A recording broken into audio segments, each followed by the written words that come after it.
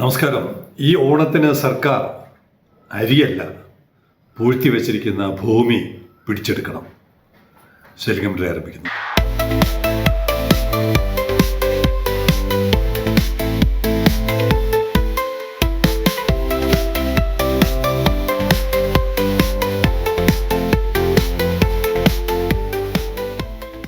നാട്ടുകാരാണ് ഇപ്പോൾ ഭൂമി കണ്ടെത്തുന്നത്. സർക്കാരിന് മാത്രമാണ് ഭൂമി കണ്ടെത്താൻ കഴിയാത്തത്. സർക്കാർ ഉടമസ്ഥതയിൽ തന്നെ മൂക്കിന് കീഴെ ഏക്കർ കണക്കിന് ഭൂമി ഇരുന്നാലും സർക്കാരിന് കണ്ടെത്താൻ കഴിയില്ല. നാട്ടുകാർ 15 ഏക്കർ 30 ഏക്കർ എന്നൊക്കെ പറഞ്ഞ് ഹാർബർ എഞ്ചിനീയറിംഗ് വകുപ്പ്, കേരള മാരിടൈം ബോർഡ് കടൽ തീരത്ത് തന്നെ ഉണ്ട്. പക്ഷെ എല്ലാം പൂഴ്ത്തി വെച്ചിരിക്കുകയാണ്. സർക്കാർ അടിയന്തരമായി ഇപ്പോൾ ഒരെണ്ണം വന്നിട്ടുണ്ടല്ലോ, പുതിയൊരു പോർട്ടലൊക്കെ ഗവൺമെൻറ് രൂപീകരിച്ചിട്ടുണ്ട്. ആസ്തി, സർക്കാരിൻ്റെ ആസ്തി എന്താണെന്നും അതിൻ്റെ പ്രോഗ്രസ് റിപ്പോർട്ട് എന്താണെന്നും ഒക്കെ അറിയാൻ. എന്തായാലും നമ്മുടെ 100 ദിവസത്തെ പരിപാടിയിൽ ഒരു വലിയ കുതിച്ചുചാട്ടം ഉണ്ടായിട്ടുണ്ട്. ഗേറ്റ് തുറക്കുന്ന കാര്യത്തിൽ 50% പുരോഗതി വന്നു എന്ന് ആദ്യമായിട്ട് രേഖപ്പെടുത്തിയിട്ടുണ്ട്. ഇത്രയും ദിവസം 0 50% കൂടിയിട്ടുണ്ട്. അത്രയും സർക്കാരിനെ അഭിനന്ദിക്കേണ്ടിയിരിക്കുന്നു. അതുപോലെ ഈ പൂഴ്ത്തിവെച്ചിരിക്കുന്ന ഭൂമി കണ്ടെത്താൻ സർക്കാരിൻ്റെ തന്നെ ഒരു ഡിപ്പാർട്ട്മെൻറ്റ് നടത്തുന്ന ശ്രമമാണ്. Revenue department tried to take over the land from, ഞാൻ ബോധപൂർവം ആ ഉടമസ്ഥത കൈവശം വെച്ചിരിക്കുന്ന സ്ഥാപനത്തിൻ്റെ പേര് പറയുന്നില്ല, കുറച്ചുകൂടെ കഴിഞ്ഞാൽ പറയാം. ഇത് സിറ്റിക്കകത്താണ്. സിറ്റിക്കകത്ത് ഏകദേശം 34 ഏക്കർ 34 സെന്റ് അല്ല, 34 ഏക്കർ ഭൂമി കൈവശം വെച്ചിരിക്കുന്ന ഒരു സ്ഥാപനം. Revenue department try to take over the land from dash. As per revenue records, only 5.2 acres of land was transferred to them എന്ന് നമുക്ക് പറയാം. ആ സ്ഥാപനത്തിൻ്റെ റവന്യൂ റെക്കോർഡ് പ്രകാരം 5.2 ഏക്കർ മാത്രമാണ് കൈമാറി കൊടുത്തിട്ടുള്ളത്. അവരാണ് 34. ഇപ്പോൾ സാധാരണ ഒരു വ്യക്തികളാണിത് ചെയ്യുന്നതെങ്കിൽ ഇവിടെ തൂക്കിക്കൊന്നേനെ. ഇപ്പോൾ 5.2 മാത്രമാണ് അവകാശം. 34 ഏക്കറാണ് കയ്യിൽ വെച്ചിരിക്കുന്നത്. സിറ്റിക്കകത്ത്, തിരുവനന്തപുരം തലസ്ഥാനത്ത് സിറ്റിക്കകത്ത് 34 ഏക്കർ കൈവശം വെച്ചിരിക്കുകയാണ്.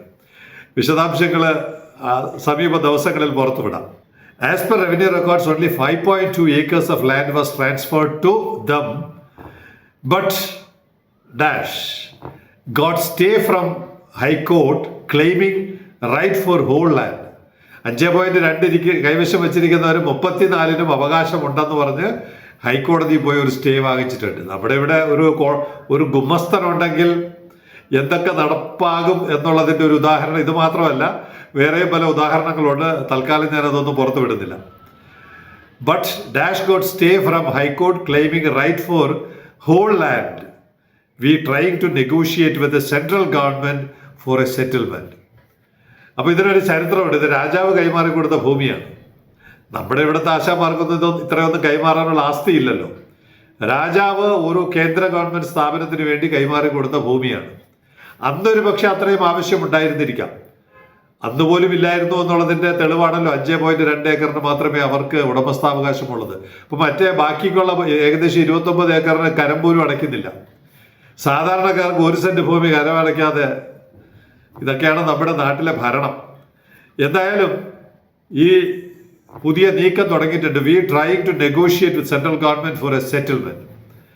നമുക്ക് ഒരു ഒന്നിൻ്റെ കൂടെ ഒരു തള്ളുകൂടെ കൊടുക്കാമെന്നുള്ളത് പോലെ ഏകദേശം ഇന്ന് 191 ദിവസമായി പ്രധാനമന്ത്രിക്ക് കത്തെഴുതിയിട്ട് 23/1/26, എനിക്ക് ഡേറ്റ് ഒന്നും മറക്കില്ല. അദ്ദേഹം ഇവിടെ വന്ന് വാഗ്ദാനം നൽകിയത് തിരുവനന്തപുരം ഇന്ത്യയിലെ ഏറ്റവും മികച്ച ജില്ലയായി, നഗരമായി അദ്ദേഹം മാറ്റാൻ സഹായിക്കാമെന്ന് പറഞ്ഞതിൻ്റെ കത്തെഴുത്ത് നമ്മൾ ഇതിൽ കാണിക്കുന്നത് ചിലർ ചൂണ്ടിക്കാണിച്ചതുകൊണ്ട് അത് നിർത്തി. പക്ഷെ കത്തെഴുത്ത് തുടരുന്നുണ്ട്. 191 ദിവസത്തെ കത്തെഴുത്ത് ഈ ഭൂമി സംസ്ഥാന സർക്കാരിന് തിരിച്ചു കൊടുക്കണമെന്നാണ്. കാരണം ഈ ഭൂമിയിൽ ഒരു ഫിഷ് പ്രോഡക്ട്സ്, മത്സ്യ ഉൽപ്പന്നങ്ങളുടെ വാല്യൂ അഡീഷനും കയറ്റുമതിയുമാണ് പ്ലാൻ ചെയ്യുന്നത്. അതുകൊണ്ട് വിദ്യാഭ്യാസം ലഭിക്കാത്ത സാധാരണ സ്ത്രീകൾക്കും പുരുഷന്മാർക്കും വരെ ജോലി കിട്ടാൻ സാധ്യതയുള്ളതാണ്. ഈ മുഴുവൻ എടുക്കണമെന്നാണ് പറയുന്നത്. അവിടെ ആ പൊതുമേഖലാ സ്ഥാപനത്തിന് ഒരു ഭൂമി പോലും ഇപ്പോൾ ആവശ്യമില്ല. 34 ഏക്കറും തിരിച്ചെടുക്കണം. കാരണം എന്താണ്? ഇത് രാജ്യത്തിൻ്റെ ആസ്തിയാണ്, സംസ്ഥാനത്തിൻ്റെ ആസ്തിയാണ്. പ്രയോജനകരമായി, ജനങ്ങൾക്ക് പ്രയോജനകരമായ രീതിയിൽ, അല്ലെങ്കിൽ കേന്ദ്ര ഗവൺമെൻറ് ഉടമസ്ഥയിൽ തന്നെ ഇരിക്കട്ടെ, പക്ഷെ കാര്യങ്ങൾ പ്രയോജനപ്പെടുന്ന രീതിയിൽ നടപ്പാക്കണം. ഒന്ന് നടപ്പാകാതെ വരുന്നത് കൊണ്ടാണ് സ്റ്റേറ്റ് ഗവൺമെൻറ് ഈ പുതിയ സാഹചര്യത്തിൽ അവിടെ ഒരു സീ ഫുഡ് പാർക്കിൻ്റെ പ്ലാൻ അതുമായി മുന്നോട്ട് പോകുന്നത്. കേന്ദ്ര സർക്കാർ, പ്രധാനമന്ത്രി ദയവ് ചെയ്ത് ഈ വിഷയത്തിൽ അടിയന്തിരമായി, 5 കൊല്ലം കഴിഞ്ഞിട്ടല്ല, അടിയന്തിരമായി ഈ ഭൂമി കേരള സർക്കാരിന് വിട്ടുകൊടുക്കണം. അവിടെ ഒരു സീ ഫുഡ് പാർക്ക് ആരംഭിക്കുവാനുള്ള നീക്കം സംസ്ഥാന സർക്കാർ ആലോചിക്കുന്നുണ്ട്.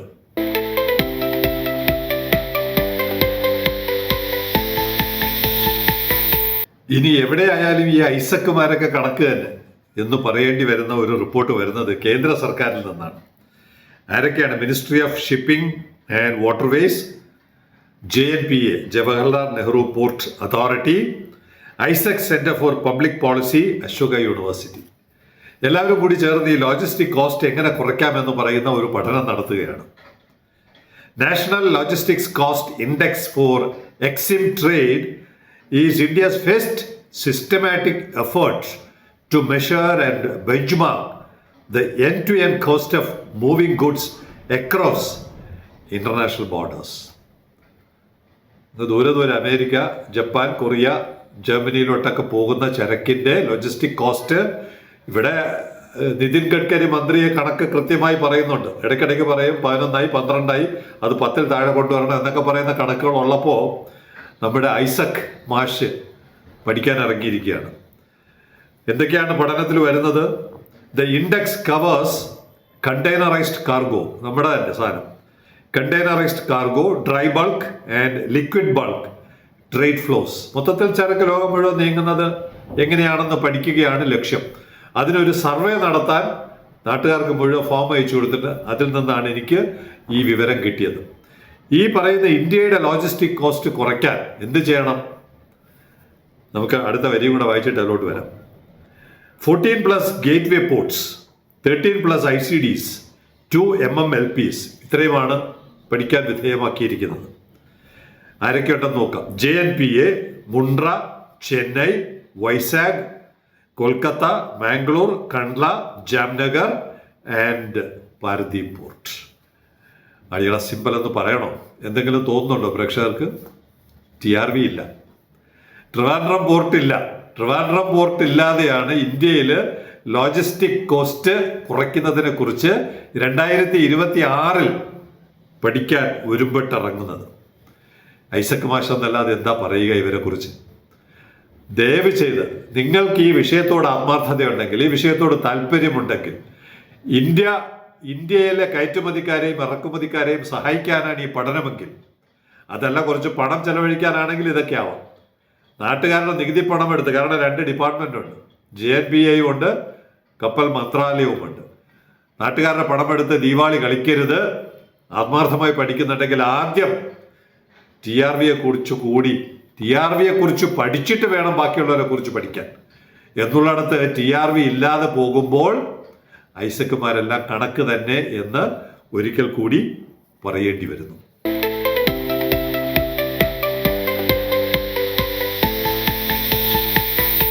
ഇന്നലത്തെ റിപ്പോർട്ടിന് നമ്മുടെ ഇവിടുത്തെ തുറമുഖത്തിൻ്റെ പ്രാധാന്യം, കപ്പലുകൾ യൂറോപ്പിൽ നിന്നുള്ള നേരിട്ട് വരുന്നു, ചൈനയിൽ നിന്ന് നേരിട്ട് വരുന്നു എന്നൊക്കെയുള്ള സാഹചര്യത്തിൽ ഒരു കുറിപ്പ് ജോജി ജോസഫ്, മിക്കവാറും അദ്ദേഹം ഈ ട്രേഡിൽ ഉൾപ്പെട്ടിരിക്കുന്ന ആളെന്ന് തോന്നുന്നു. Because of Hormuz issue, Dubai containers are unloaded in വിഴിഞ്ഞം. അവർ port became a new gateway for GCC countries. അങ്ങനെ ആവാനാണ് സാധ്യതയെന്ന് MSc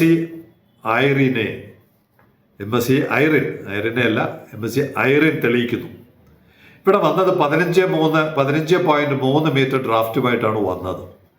തിരിച്ചു പോയത്, ഇത്രയും വ്യത്യാസം എനിക്ക് തോന്നുന്നു ആദ്യമായിട്ടാണ്, തിരിച്ചു പോയത് 9.6 മീറ്റർ ഡ്രാഫ്റ്റിലാണ്.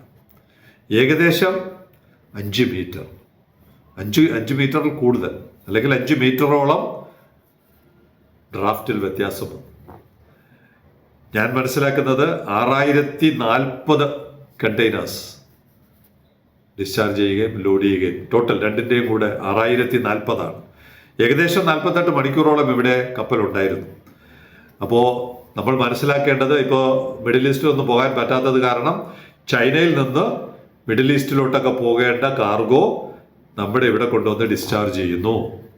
ഇനി യൂറോപ്പിലോട്ട് പോകേണ്ടതും അതിൻ്റെ കൂട്ടത്തിലുണ്ടാവും. യൂറോപ്പിലോട്ട് പോകേണ്ട കപ്പലുകൾ വരുമ്പോൾ ഇവിടെ നിന്ന് യൂറോപ്പിലോട്ട് പോകും. ലോകത്തിൻ്റെ നടു സെന്റർ എന്ന് തന്നെ പറയേണ്ടി വരുന്നു. നടു സെന്റർ. ആർക്കെങ്കിലും കൃത്യമായ കണക്ക് ഏകദേശം 10,000 നോട്ടിക്കൽ മൈൽ അപ്പുറവും 10,000 നോട്ടിക്കൽ മൈൽ ഇപ്പുറവും, ഞാൻ എൻ്റെ ഒരു വേഗമായിട്ടുള്ള ഒരു കണക്ക് 21,000 മീറ്ററാണ്. അമേരിക്കയുടെ അറ്റ്ലാന്റിക് കഴിഞ്ഞിട്ടുള്ള അമേരിക്കയുടെ കിഴക്കൻ തീരം TRVയിൽ നിന്ന് ഏകദേശം 10,000, TRVയിൽ നിന്ന് പസഫിക് കടന്ന അമേരിക്കയുടെ കാലിഫോർണിയ പടിഞ്ഞാറൻ തീരം ഏകദേശം 10,000 നോട്ടിക്കൽ മൈൽ.